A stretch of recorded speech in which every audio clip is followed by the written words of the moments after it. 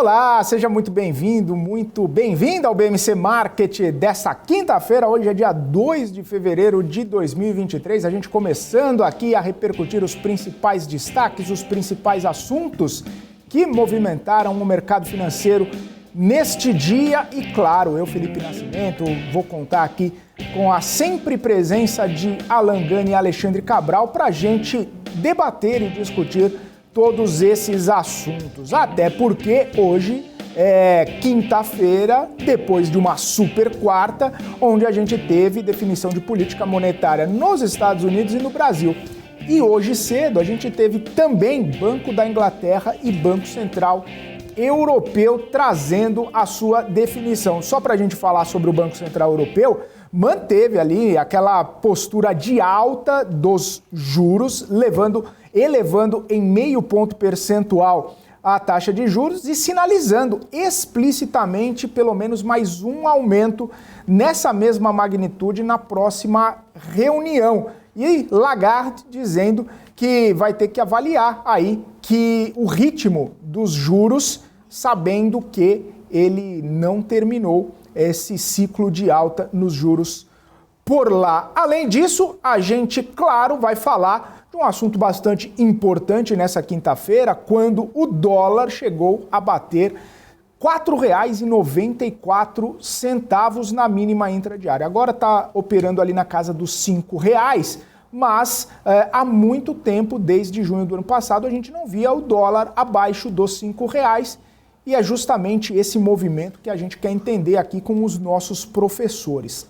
Além disso, teve eleição no Congresso Nacional, eleição para presidente da Câmara, presidente do Senado. Rodrigo Pacheco e Arthur Lira se reelegeram. E Lira, a votação mais expressiva da história da presidência da Câmara dos Deputados, 464 votos, mostrando que Lira é um grande articulador, um dos principais nomes aí da articulação daquele chamado Centrão.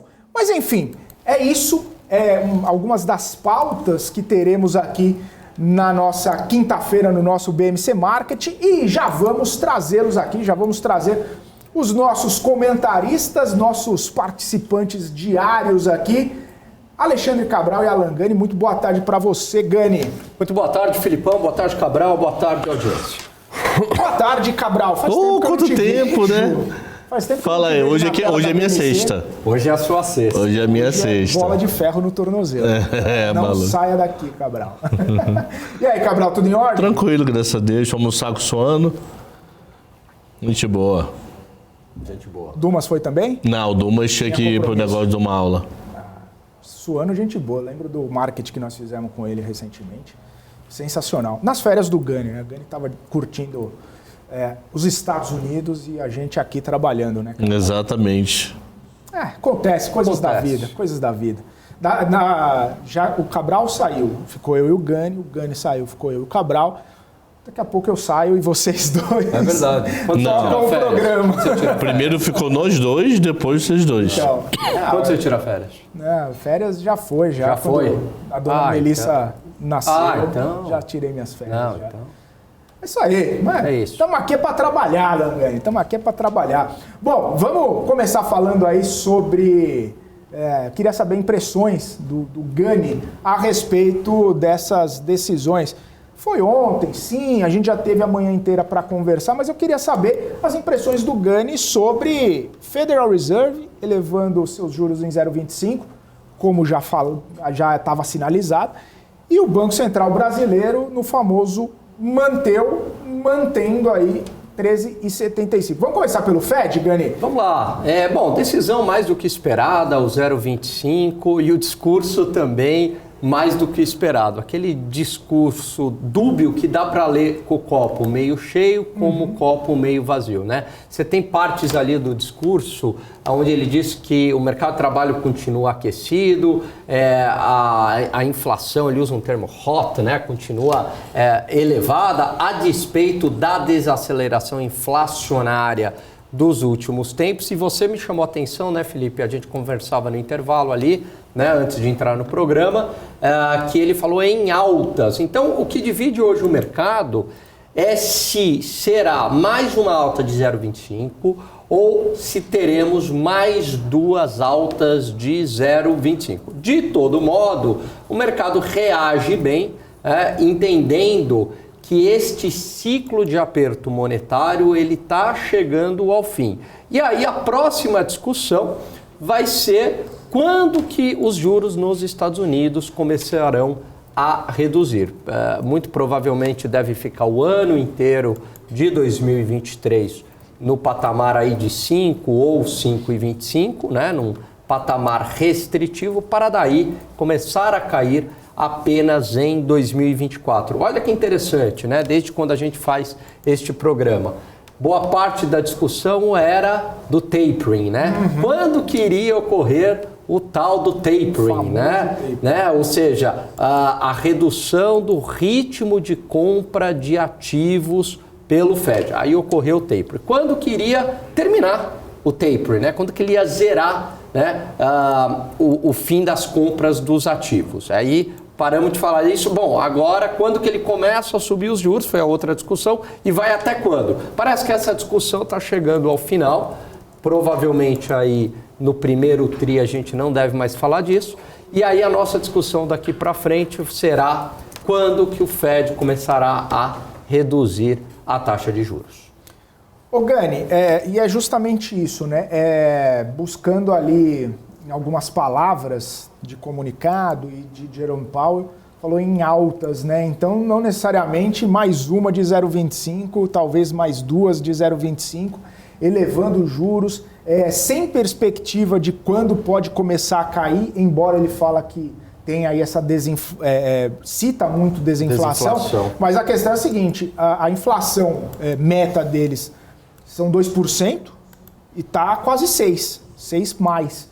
Então tem que cair 66% aí para conseguir chegar na meta de novo. Então precisa ser um pouquinho mais duro, apertar um pouquinho mais, né? Aliás, o portfólio global que a gente fez com o Alexandre Cruz, que passou agora há pouco, foi bastante interessante. Porque o que ele traz ali é uma visão de um encarecimento do processo produtivo. Isso porque boa parte das empresas estão tirando as suas subsidiárias da China e trazendo de volta para os Estados Unidos, né? Por receio de acontecer o que aconteceu na pandemia, de ficar ali sem componentes e aí ter todo aquele gargalo na cadeia de produção. Só que isso é um encarecimento do processo produtivo. Então, na visão dele, que eu achei bastante interessante, do Alê, né, que é gestor lá da Atmosphere, essa inflação deve permanecer mais alta por mais tempo. Veja que de 6 para 2 é bastante coisa, né? Não é uma desaceleração tão rápida. E eu acho que, para variar, né, o Jay Powell, ele acerta novamente, né? Porque ele fala assim, desinflação, mas ele fala bastante que o risco inflacionário continua alto, né? Ele usa hot, né? Usa essa expressão, e diz também que a inflação continua elevada e o mercado de trabalho também continua num ritmo bastante acelerado. Cabral, até mesmo essa questão do mercado de trabalho aí, né? Acabou vindo um arrefecimento, né? Nos dados do seguro-desemprego hoje, mas mesmo assim ainda não é suficiente para o Fed. Amanhã tem payroll. Como que você vê esse peso aí para as definições, para as próximas, na verdade, né? Você acha que o Jerome Powell vai seguir nessa linha de 0,25? Eu acho que ele ainda está bem perdido. Eu acho que ele ainda está meio pisando em ovos. Tipo, a coletiva ontem ele mudou o discurso algumas vezes. Então, eu acho que ele ainda não está entendendo o que vem para frente. E ele ainda não tem noção do que vem para frente. O mercado está comemorando, mas eu não vejo essa Suíça toda para comemorar. O emprego ainda está muito forte. Seguro-desemprego hoje só não foi menor do que, eu não lembro agora, abril do ano passado, eu acho. Eu fiz até um Twitter sobre isso. Então a economia americana ainda está muito forte e eu concordo agora, o que eu concordo com ele? Inflação de serviços na veia. Mercado de trabalho forte, inflação de serviços na veia. Então, ou ele sobe mais esses juros, ou ele sobe mas segura esses juros elevados fácil até bom começo do ano que vem, se não for para o meio do ano que vem. Porque senão ele não vai conseguir controlar essa inflação, não. Assim, de verdade, eu estou bem assim, eu estou mais pessimista do que o discurso dele.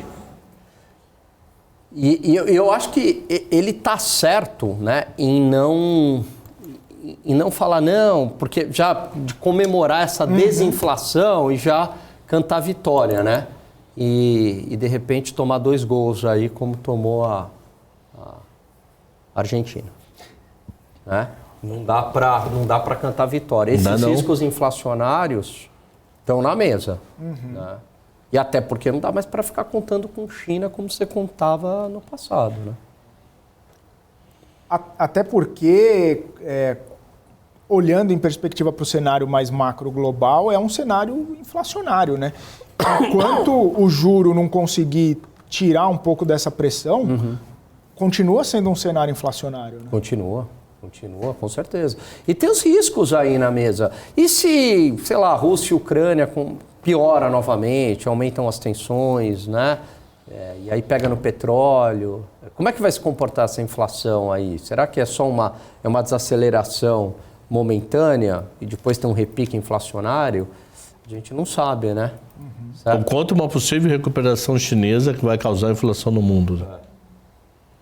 E a China, legal, Cabral, a China tem 2 pontos, né? Porque a China reabrindo demanda. E tem demanda de umbi varada, né? E tem esse fenômeno de empresas saindo da China, que é encarecimento de produção. Então, acho que o mundo vai ter que lidar aí com uma inflação mais elevada por um tempo.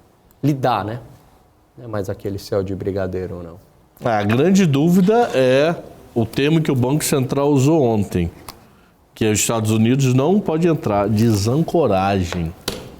Se a partir do momento que os Estados Unidos ancorar, aí você vai ver briga de 3, 4 anos por essa inflação. E ancorar neles é 4%. Para a gente ancorar em 4 é o sonho dourado de qualquer BC, maluco, no Brasil. Qualquer diretor de BC, ancorar em 4 eu tô colado da meta.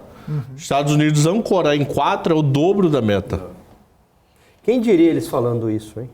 Desancoragem e ancoragem de inflação. Parece a gente. Para quem não sabe, ancoragem está ancorado, está agarrado. Então significa que a inflação está no seu subconsciente e você não obrigatoriamente usa centro de custo para precificar o seu produto. Você usa o medo futuro e a inflação corrente. Desancorar é quando a palavra inflação sai da cabeça do empresariado de qualquer coisa, do cara que vende sorvete na praia ao maior empresário do país. Ele passa a ver a empresa dele como centro de custos e não como medo de inflação futura ou resquício de passado. Pior coisa que tem é um país em ambiente ancorado. Atualmente nós estamos em ancoragem no Brasil. E ele acredita, o Banco Central Brasileiro só acredita em desancoragem 25. A desancoragem 25 quer dizer, a inflação só vai ficar, sim, respirável, tranquilo, sem preocupação daqui a 2 anos. É muita coisa, Cabrão? É bastante coisa, mas é compreensível porque parte dessa inflação a gente não domina. A gente não domina preço de combustível, a não ser que a marrete é a Petrobras. A gente não domina. A globalização dificultou as políticas monetárias do mundo afora. Por que dificultou as políticas monetárias do mundo afora? Pega chinês lá, a inflação, não sei se acho que foi da década de 90. A inflação da década de 90 no mundo foi levemente maior porque os 400 milhões de chineses passaram a fazer uma refeição a mais. Como eles passaram a fazer uma refeição a mais, a demanda de comida no mundo explodiu. Então eles tiveram algum momento temporário de inflação. Então a história da China. Se a China voltar forte por algum motivo qualquer, Y qualquer voltar forte, isso vai ser inflação. Por quê? Vão comer mais, né? Então você ainda tem isso. Nós estamos em ancoragem. Para desancorar pode demorar um tempo, porque não vai depender só de Roberto Campos Neto e companhia. Vai depender de mundo também. Se der uma cagada muito grande nos Estados Unidos ou algo parecido, o real desvaloriza tudo de novo, que nós estamos beirando agora R$5, a inflação voltando aí.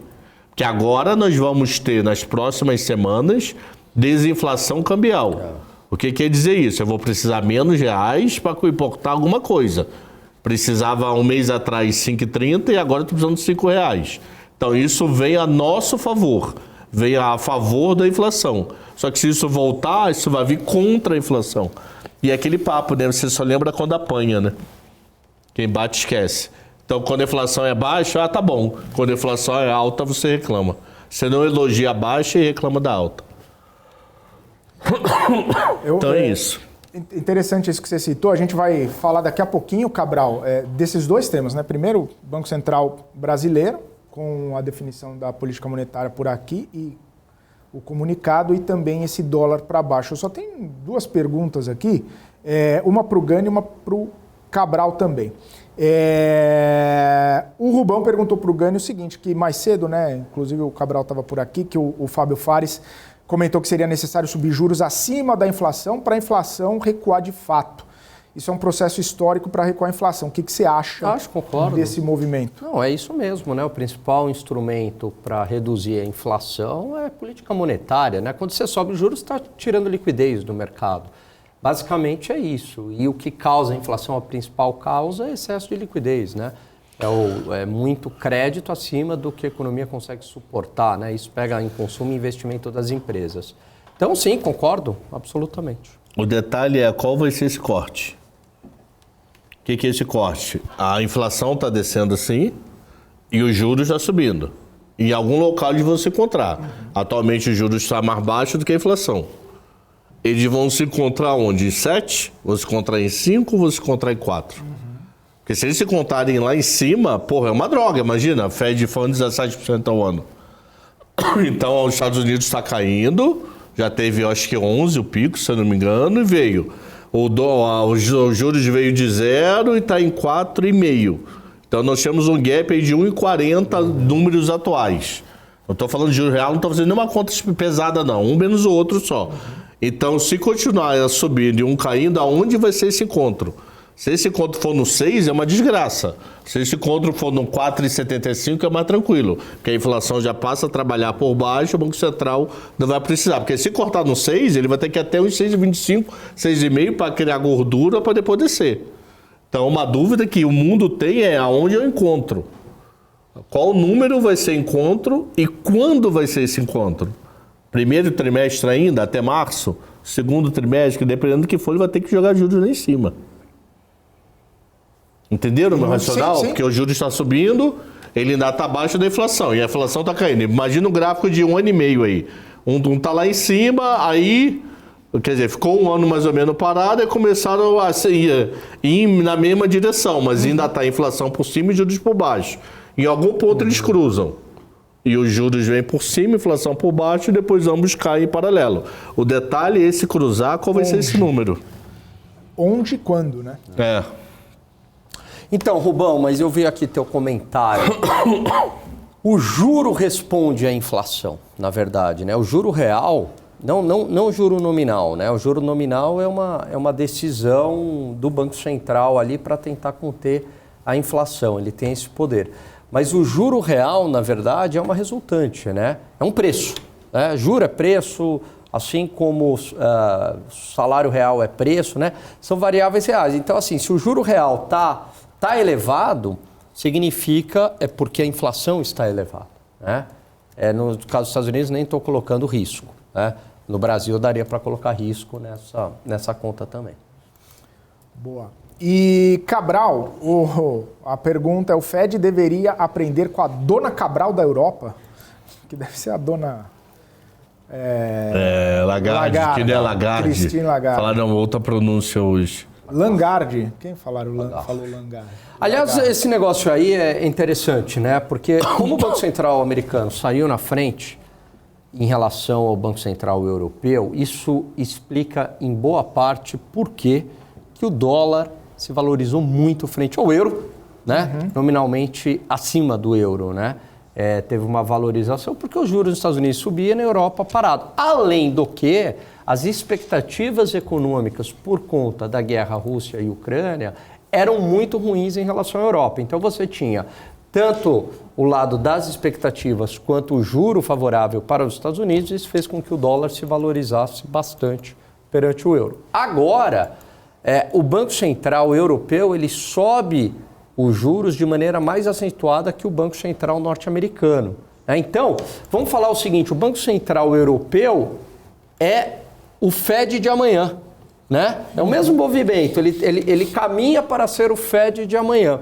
E também as expectativas em relação ao continente europeu melhoraram, quer dizer, né, de alguma maneira a economia europeia conseguiu reagir e suportar, lógico que sofreu com a guerra e tudo, mas as previsões, inclusive minhas, eram muito piores do que está mostrando a realidade.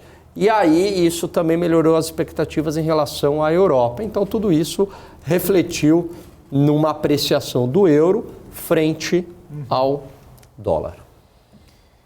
E agora, falando um pouquinho, você comentou essa apreciação, a gente está vendo a apreciação de várias moedas frente ao dólar, inclusive do real, né, que a gente vê aqui, real chegando, o dólar chegando a R$ 4,94 na intradiária hoje, e agora R$ 5,00, né? Praticamente R$ 5,00. Eu estava até dando uma olhada aqui, desde as eleições, né? Várias moedas emergentes acabaram valorizando frente ao dólar, justamente aí por conta de dizem alguns analistas aqui, de um discurso até um pouco mais dovish do Fed e também por conta de commodities. Estava vendo a moeda que mais se valorizou aqui, Gani Cabral, é o peso chileno. Se valorizou mais de 19% em relação ao dólar. A moeda da Hungria se valorizou 16%. A moeda sul-coreana, 15,4%. O real brasileiro se valorizou 4,82%. Isso desde as eleições. O Brasil ficou melhor. A última moeda, né, que até mesmo se desvalorizou, foi o peso argentino e o rublo russo, né, e a lira turca. Foram as três moedas que se desvalorizaram perante ao dólar. Esse movimento global, né, de desvalorização do dólar, e o Brasil foi, da cesta de moedas aqui, a 15ª que mais se valorizou. Podia ter aproveitado um pouco mais esse movimento, ou não, ou o que poderia, ou tá ok esse movimento, né, do Brasil aí, como que você vê isso? Acho que tá ok, né, tá tendo também muita entrada, né, de fluxo aí para investimentos aqui no Brasil, né, isso tem, porque assim, basicamente o que afeta, né, o preço de dólar, que é muito difícil prever para onde vai, né, mas fluxo, entrada e saída, né, oferta e demanda, diferencial de taxas de juros e também expectativas, né, em relação ao país. Então, para o estrangeiro, né, isso aqui não estou dizendo como gestor, aqui está olhando, mas para o estrangeiro, o Brasil está ok, né, a mudança aí do cenário eleitoral não afetou na visão do estrangeiro, né?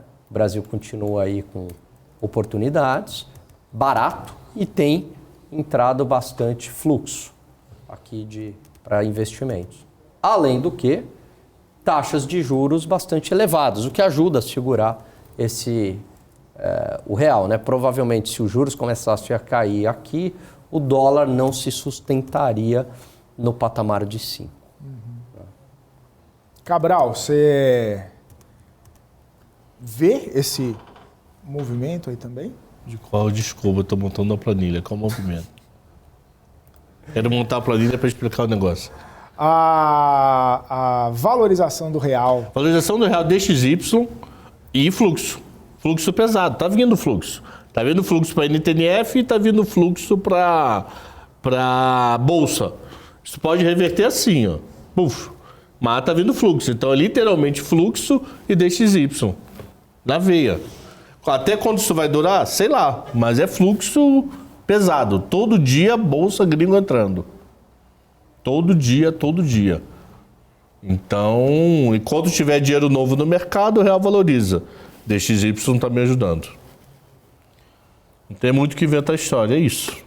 E só para explicar aí para a audiência, o DXY ele é um índice que é o dólar contra uma cesta de moedas, né? Bastante as moedas mais fortes do mundo, né? Onde o euro pesa, se eu não me engano, 58% do índice. Evidentemente que o real não está. Não está. Não está. Eu não tem nem fluxo para cá para justificar. Mas, Cabral, diante, agora sim que você está sabendo do movimento, o real poderia se valorizar mais diante do Pode. do dólar? O real pode continuar se valorizando mais ainda. Fluxo Mas continuando até entrando. quando, DXY, mais ou aí é menos? tenso, né? Aí é tenso. Eu sei que você vai olhar pro teto e vai perguntar Ele quer um número. Tenso. Não quero 4,5, Cabral. Não quero um número, porque eu sei que 4,37, são dólar... 14,37, tiro 1, 4,37. Não, mas é... Pô, é tenso. Não, eu não dizer, quero... Não tenso. é um número, mas é que... o pessoal falou assim, não, mas agora, risco fiscal, isso e aquilo, o dólar Não, vai vamos explodir ver e como tal. é que o Congresso vai começar a trabalhar, né? Uma coisa é falar, não, vai chegar a 3, que não vai. Outra coisa é chegar a 8, que não vai, pelo menos, num range ali. Eu acho que esse 5 aí tá... Para quem quer investir no exterior, que eu recomendo, é um bom ponto de entrada. Aí o cara fala assim, ó... Agora... Não, mas agora não, agora tá caindo. Porque ele não pensa na valorização do ativo, ele só pensa no dólar. Não, mas agora tá caindo. Aí cai, né? Aí começa a subir. Aí fala, não, mas agora tá caro. Agora não. É aquele papo, não vai tudo numa pancada só, vai aos poucos, Vai aos faz poucos. preço médio, pô. É isso, faz É isso preço aí. médio. Então, R$5 é um bom... Eu acho. É um bom valor aí para... Pô, tava 5,50, 5,30... chegou a quase 6, né? 4,90 é melhor ainda para dolarizar, né? Melhor ainda. Daqui a pouco é shutdown no aeroporto de Guarulhos. Né? Daqui a pouco... Alguém falou aqui, eu esqueci de ver o nome. Alguém falou, vai dar para ver o Mickey de novo. Vai dar para ver o Mickey. Vai dar para ver o Mickey de novo. E só... Isso pra nós, né? Ah, Porque tem gente que vê o Mickey com $1,12. aí, Ah, gente, coisa é outra fina, né, Cabral? tem ali aquele pessoal ali da redação, né? É isso aí. O François Martins, já que a gente estava falando dessa questão de China, questão de dólar e tudo mais, perguntou se vocês têm alguma opinião, visão, perspectiva para minério. A gente vê que minério caiu bem esses últimos dias aí, desde a retomada da volta do feriado da China lá, né? Teoricamente deveria subir, mas só isso que eu sei dizer. Por conta de China, eu conversei com o nosso querido Delara também, ele falou que commodities... Falou de uma maneira geral, acredito que o minério... Aliás, tem uma pergunta para ele aí, né, amanhã. Mas acredito que ele tem incluído o minério nessa conta, nessa fala dele, no primeiro semestre as commodities para cima. Segundo, já não. Então, teoricamente, para cima. Teoricamente, para cima. E o que o pessoal falou, né? Quando o Vale chegou a R$98, o pessoal não, agora... Putz, a Vale vai lá para cima e não sei o quê, já tá Pessoal, 89 agora, né? Eu tô lendo... Inclusive, casas dando call aí eu pra gosto compra de Vale e tudo mais. Eu tô apaixonado pelo Peter Lynch. Tô apaixonado. Tem um cara chamado Peter Linchado que ele me segue no Twitter. O cara tem seguidor pra caceta, mano. Não, engraçado. porque é o seguinte, o Howard Marks eu gosto, mas aí ele é mais... Eu gosto daqueles caras mais provocativos que se posicionam. E ele fala o seguinte, que os gestores de fundo passam mais tempo inventando desculpa do que selecionando ações e analisando a empresa. O cara é ácido, mas é um baita de um gestor, né? Ou foi. Então, é mais ou menos isso. Lembra? Vale 90. Aí, no dia seguinte, não, vai para 150. Aí cai, não, a narrativa muda. Da água pro vinho. Não, agora é 70. Enfim. Olha só, quando eu puder compartilhar uma tela, é o assunto anterior ainda. Eu quero explicar mostrando um gráfico. Aquela curva de inflação e juros. Isso. Vamos fazer o seguinte então, Cabral? Vamos para um rápido intervalo. Na volta já vai estar tudo pronto para o Cabral compartilhar o gráfico e a gente dá andamento também nos demais assuntos. Eu quero falar de LTI, né? Tem mais leilão foi horroroso hoje. Tem leilão do Tesouro. Mas horroroso. Tem leilão do Tesouro. Tem mais assuntos de empresa, que tem até pergunta de empresa aqui para vocês. E a gente volta daqui a pouquinho, logo depois do intervalo, com o gráfico do Cabral. Continua com a gente.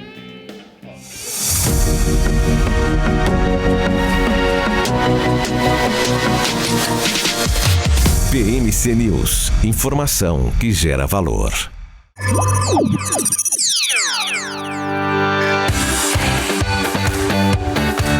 Aqui você pode negociar índices como DAX, Nasdaq e S&P 500 e commodities como soja, cobre, petróleo e café. Além de ações e ADRs das maiores empresas do mundo, como a BMW, Google, Apple, Netflix e Disney.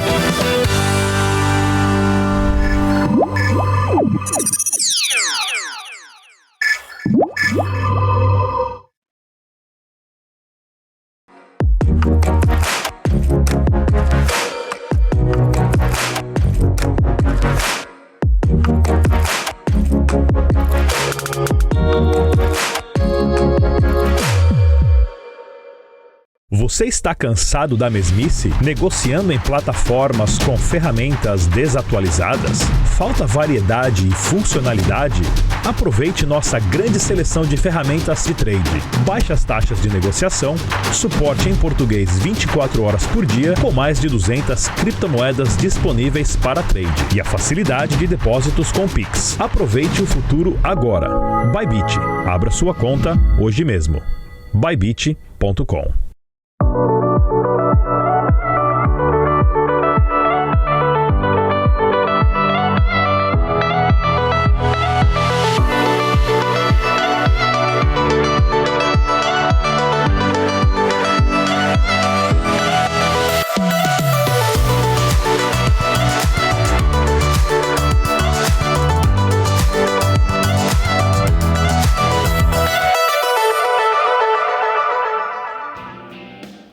Estamos de volta, BMC Market, ao vivo nessa quinta-feira, 2 de fevereiro, 2 horas e 44 minutos. Dá um alô pro pessoal do chat aqui que está nos acompanhando.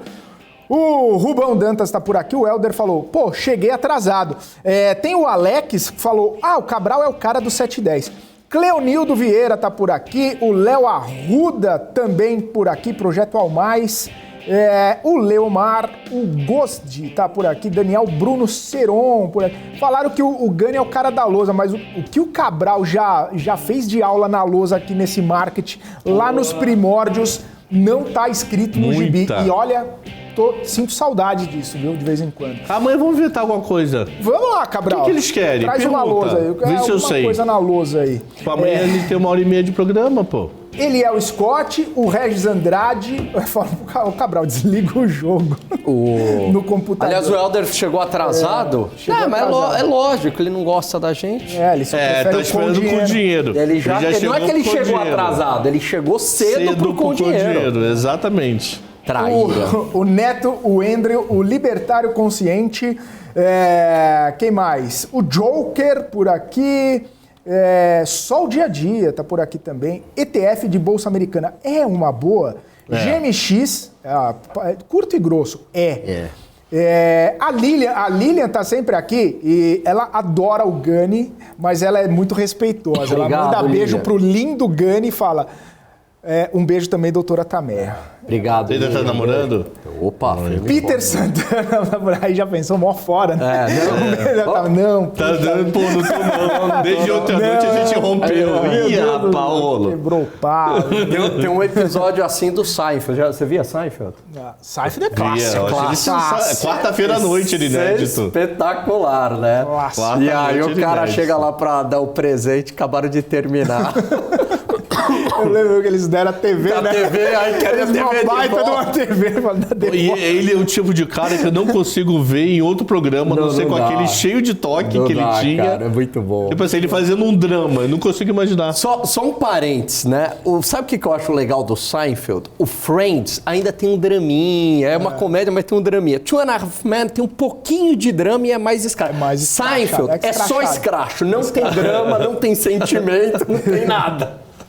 E é louco, né? Um judeu, um indiano. E ele é o quê? Eu não sei. Ele é um americano típico cheio de toque. Eu achava legal a folha. Não, se vê a janela não está aberta, condições para eu estudar. Ele tinha muito toque, mano. Você tá falando do Jorge Constança? Oi? Do Jorge Constança, que tinha toque? Não! Ah, você tá confundindo com o Big Bang. Não é esse que você tá falando? Não, Seinfeld, antigão. Eu não Os lembro. primeiros Tem o stand-up George que os caras Constanza. faziam. Tem o Kramer, Não, então esquece, deixa eu ver aqui. Sensacional, o Seinfeld é... Não, então esquece. Papo de esquece. bêbado, é? Bom, Muito. foco. Cabral, você tem uma planilha, não um gráfico, né? Quando eu chamo gráfico é planilha, quando eu chamo planilha é gráfico. O Cabral tem um gráfico para mostrar, voltando naquele assunto, onde as curvas se encontram. E agora é para cortar pro Cabral, por gentileza. Compartilha a tela aí, por favor. Já pode compartilhar de cara. Essa cor aqui, laranja, é a meta Selic. Essa cor azul é os juros acumulados de 12 meses. Então, em julho de 20, nós passamos a ter juros reais negativos, por volta de 2,25. Ficamos assim até maio desse ano. Quando nós, por volta de 11, aqui está 12, mas pelo gráfico, ó, por volta de 11,75 a gente ultrapassou. Então isso aqui é Brasil. Estados Unidos hoje ainda está como se estivesse aqui assim, ó. O laranja aqui e o azul aqui em cima. Qual é a dúvida que o mundo tem, que eu também tenho? Aonde o laranja vai ultrapassar o azul e quando? Nós ultrapassamos, tem maio, junho... maio, fevereiro, março, abril, maio. Tira 3, tem 9 meses. Então tem 9 meses que a nossa taxa de juros real está bem maior do que a inflação acumulada de 12 meses. A dúvida é, esse ponto aqui nos Estados Unidos vai ser quando? E não só quando, o principal é quanto. Porque se isso daqui já estiver na casa de 5, repara que eu tenho que criar uma gordura a mais, além de ultrapassar. Então se essa gordura a mais for 6... Pô, meio que ferra a renda fixa mundial, né? Ganhar 7 em dólar ou ganhar 12 no Brasil? Então você prefere 7 em dólar. Então a dúvida é isso aqui. Eu vou trazer esse gráfico que para os Estados Unidos eu não pego o dado tão fácil, tá? Cabral, por Para os isso... Estados Unidos, para a gente ver em que distância nós estamos da laranja para azul. Por isso que o termo é o Banco Central está atrás da curva. Isso. Naquele gráfico é visual põe o gráfico o negócio. de novo, por favor. É visual, ele fica atrás da curva. Põe o gráfico lá, se puder, por favor. É daqui, ó, até aqui, quando a laranja está embaixo da azul, ele está atrás da curva. Quer dizer, a gente está sem juros real. Nosso juros real está negativo. Aí, quando ele ultrapassa, a gente está na frente da curva. Ô, Cabral, até o Rubão levantou uma lebre aqui. Ele falou assim, pô, olhando esse gráfico aí, não dá para pensar em cortar um tantinho de juro, não? Olha a distância. É por isso que o PT tá batendo tanto na Selic Até atual? daria para cortar um tanto de juros, sim. Não, nem discuto isso. O meu medo, tá eu acho muito que ele boca não... de jacaré ali, né? Eu acho que ele não corta enquanto entender o fiscal melhor, que não sabe quem vai prevalecer, se é o discurso atual do Haddad, que está tranquilo, ou se vai ser o discurso do Lula, e até onde o Fed vai. Imagina que o Fed vai a 7. Aí ele corta para subir. Então, porque, aí é um efeito ruim. então o Fed ainda 7 real tende a desvalorizar pesado. Por quê? Porque o mundo vai querer dólar. Então a dúvida é, eu acho que ele tá meio esperando o Fed, porra, deu sinal que acabou. E Lula não é louco, ele baixa essa curva. Senão eu acho que é um cair para subir. E cair para subir é desmoralização pública, né? Parar para subir, ok. Subiu, parou, subiu, ok. Agora subir, parou, caiu, subiu, você é uma droga, né? Mostra que você não tá muito consciente ou convicto da sua decisão, né? Espera aí em 13,75, vamos trabalhar um pouco, depois a gente vê qual é. Ô Gani, até a gente estava comentando, né, sobre o comunicado do Banco Central diante dessa manutenção do juro em 13,75. A gente fica pegando um trechinho, outro e tudo mais.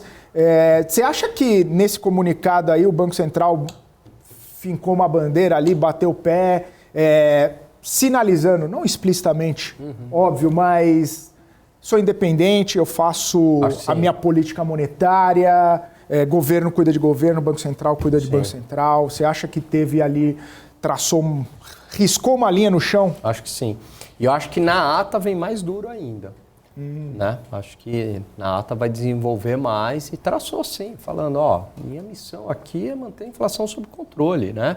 Não é gerar crescimento. Lógico, é manter a inflação sob controle sem prejudicar crescimento e tudo mais, mas minha missão é com a inflação, vocês têm que fazer a parte de vocês, né? Sabe qual é o meu medo, Gani? É que ele falou desancoragem em 25. 25 é o novo BC. Roberto fica até final do ano que vem. E aí? Quem vai ser esse novo presidente com a cabeça de sim ou não de desancoragem? Mas, ao mesmo tempo, eu não acho que ele vai surtar completamente, senão ele ferra a eleição de 26. E você falou uma coisa que é importante, Então, fica uma Cabral, coisa assim meio doida, mano. As expectativas, mas as expectativas estão desancorando, né? Porque estava em 3, já está em quanto? 3,8, né? Por aí. Isso. Está perdendo a... Então, meu medo é esse, essa desancoragem num BC novo. Qual BC vai vir, entendeu? Porque o fato de ser independente, você pode botar lá uma pessoa... Foi um maluco, é independente, porque todo BC nos principais países do mundo, ele é independente, ele pode ser independente por 2 anos e 2 não. Por quê? Porque nos principais países do mundo, o BC está no meio do mandato. Então significa que Roberto Campos Neto, teoricamente, durante 2 anos, ele não seria independente do governo Bolsonaro. Por quê? Porque ele foi colocado por Paulo Guedes e Bolsonaro... Imagina Bolsonaro reeleito, tá? Bolsonaro reeleito, esses 2 primeiros anos, é um BC independente? Sim. Mas ele foi colocado para dentro do governo Bolsonaro. Ok? Então, o governo pode virar à esquerda. Pode ser de Bolsonaro para Boulos. Durante 2 anos, esse é Roberto Campos Neto. Aí 2 anos de Boulos finais, Roberto Campos, um presidente qualquer. Aí isso vira de novo à direita, vem para Bolsonaro. Os 2 primeiros anos de Bolsonaro é o presidente do Banco Central indicado pelo Boulos. E é assim no mundo, é meio de mandato para poder, senão sair independente, mas ele ficar 4 anos junto contigo. É o independente meio aí. Vamos lá, Gani. Ô, maluco, vamos lá, assume aí, para. Mas aí pelo menos ele pega metade de mandato, entendeu? Então pelo menos metade pode ser independente. Se o presidente for reeleito, não, né? E virar 4 anos dependente. Dependente não, independente, mas conversável, vai. Bota um cara lá que é dos seus. Então, a dúvida é 25 e 26, e dependendo do presidente, 27 e 28. São 4 anos de mandato, né? Peguei aqui a expectativa, Gani, para 23 está 5,74 de inflação. Para 24 está 3,9. 3,9, eu falei 3,8, né? 3,9. E 25 e 26 está 3,5 ainda. Subiu tudo, né? Que é a ancoragem a desancoragem, né? Mas subindo, se a gente pega de setembro de 22 para cá, a projeção, a perspectiva de inflação para 2023 só faz subir, né? E está se afastando do teto da meta. Vamos trazer a ata aí na terça, né? Terça-feira sai a ata. E aí a gente vê destaca, né? a dureza do Banco Central. Exatamente. Isso aí. Vamos já se encaminhar aqui pro final. Posso falar do leilão de LTN? Pode. Porque ele foi tão ruim, que não pode deixar de sair. Mas ele foi muito ruim. Vamos lá. Olha isso aqui, Gani, eu vou te fazer... Você acompanhou o leilão? Não, então eu vou te fazer uma pergunta. É melhor que você não acompanhou. É bom. O Tesouro hoje resolveu, como toda quinta-feira, emitir pré. Aí 10 horas da manhã, ele liberou o edital do dia. E no edital do dia, ele falou para o mercado o seguinte: olha, hoje estou disposto a vender 5 bilhões e 50 milhões de reais a marcação a mercado de agora da dívida pública. Com vencimento. Um pedaço abril 24, abril 25, July 26. Um pedacinho de cada. Quanto ele vendeu? Quanto? De 5 bi de reais. Cabral do céu. Bom, é que eu já tenho um viés aí que você falou que foi ruim. Então eu vou falar, ele vendeu, vou chutar forte. 1 bi. 740. Milhões. Ele vendeu 14% do que ele propôs. Desde que eu tenho a minha série histórica, não tem um número tão ruim. 14%? 14% do que ele propôs. Se é aquele papo... O que eu falei, até brinquei de manhã aqui. O que o Tesouro Nacional devia ter feito que todos os outros tesouros sempre fizeram na história? Eu não sei porque esse não fez. Porque quem está comandando a dívida pública é funcionário de carreira. Chegava para os bancos ontem à noite e falava, e aí, amanhã tem demanda? Para não passar esse... Para não passar esse vexame, maluco. Isso estressa a curva de juros. O que implica? Isso que a minha dúvida é, o que implica? Isso estressa a curva, porque o mercado vai falar, caramba, a 13% ao ano de juros para 26. Ninguém quer. A curva empina, porque o mercado fica com medo. Lógico. Então é melhor não emitir, fazer aqueles tradicional 150 mil, 150 mil, 150 mil, que ia dar por volta de 130 milhões, 400 milhões. Tentava emitir 400 milhões. Emitiu pra caramba, vinha pesado na terça-feira que vem. Agora ele resolveu vir pesado e foi atropelado. O volume financeiro 740 milhões. Mas, por exemplo, 19 de janeiro. 19 de janeiro ele emitiu 200 milhões. Mas quanto ele propôs? 200. Ele vendeu tudo.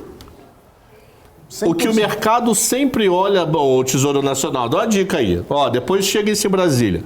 O mercado olha duas coisas. Primeiro, o volume emitido. E segundo, o percentual proposto. Ah, eu quero emitir 100 milhões, vendi tudo? Pô, maneiro, tá tendo demanda, posso aumentar da próxima. Ah, eu quero emitir 100 milhões e me vendi 40? Pô, ninguém quer isso. Se ninguém quer isso, a mensagem é pior do que emitir pouco e vender tudo. É muito, muito pior. Porque se você emitir pouco e vender tudo, o que o mercado pensa? Pô, o Tesouro poderia ter vindo maior, maneiro, tá todo mundo querendo aquele papel. Agora você vem pesado e ninguém compra, isso é horroroso para a curva de juros. Isso é muito ruim. Boa. Então eu te digo que eu me assustei legal com esse leilão, mano. Eu não lembro há quanto tempo, nem na guerra, pra você ter ideia. Leilão da guerra. Leilão da guerra no passado. Leilão da guerra do ano passado, o pior leilão, ele vendeu 70% do que ele propôs. Meio do ano nós tivemos caminhoneiro, taxista, auxílio caramba, que as IPCAs bateram 6,5% no meio do ano. O pior leilão, ele vendeu 85% do que ele desejou. O que é isso? É Tesouro conversando com o mercado. Ele emitiu só 2.900. Não é muita coisa. A média dele ano passado foi 6 bi. Emitiu a metade.